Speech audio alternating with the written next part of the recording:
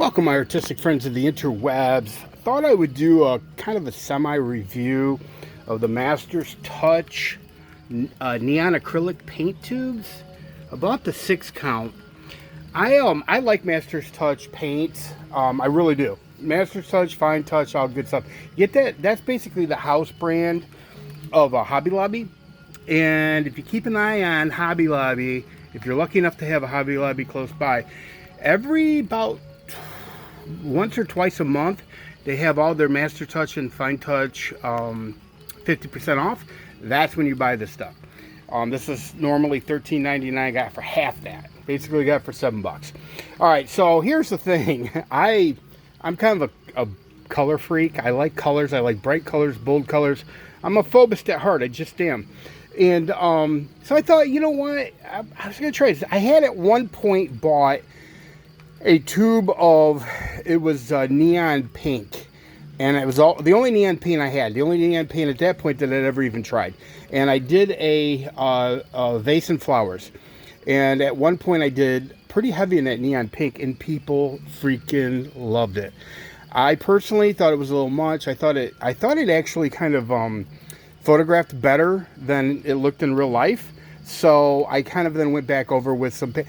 Look, that video's there. You can find it. Having said that, I was kind of curious what the whole gamut of the neon acrylics would look like. Now, normally I paint in oil. In fact, the acrylic paint that I used to do that vase and flowers was an oil. You can find a bunch of a bunch of oil neon paints online, but as far as like Michael's or Hobby Lobby or even Joann's, you're gonna find maybe one tube of the pink and that's it. Anyway, blah blah blah. So I wanted to do kind of a study. I laid the flowers out. I didn't make it like a bouquet style. I wanted to kind of be able to judge individual as far as the colors go. And well, just to let you know, every color on this board is this from this. So that's why it's kind of like a review, semi-review. I did go pretty thin. I didn't want to dump a lot of paint on it. It's a heavy-bodied acrylic. I didn't thin any of it, but it does say that you can thin the paints with water. Of course, I wouldn't use that. I would use like an airbrush medium, to be completely honest. Maybe I'll do a whole video on airbrush medium because it's so much better to use that, in my opinion, in my humble opinion, than it is to use water. So I put it on pretty thin, but it covered pretty decent. To be completely honest, it covered pretty decent. By the way, this little black thing here, one of my cats bumped into me and I hit that with, I have 4 cats. I know, it's crazy, but one of my cats bumped into my arm and I actually tipped that brush with black. Yeah. I mean, I could have covered that or even removed it, but I'm like, you know, this is just a study. And in fact, to be honest with you, looking through, I'm using my my S10 to film this. I got to be honest with you, it looks darker on screen than it does in person, so who knows. But anyway, I enjoyed using this paint. I'm trying to figure out how to incorporate. I don't do a whole lot of water paint anymore. Most of everything that I do is oil, but you know, it's kind of nice. I know a lot of people like the water-based paints, and if you do and you like some bold and bright colors, I'd seriously look into getting this. And they have some other bold and bright colors that aren't neon.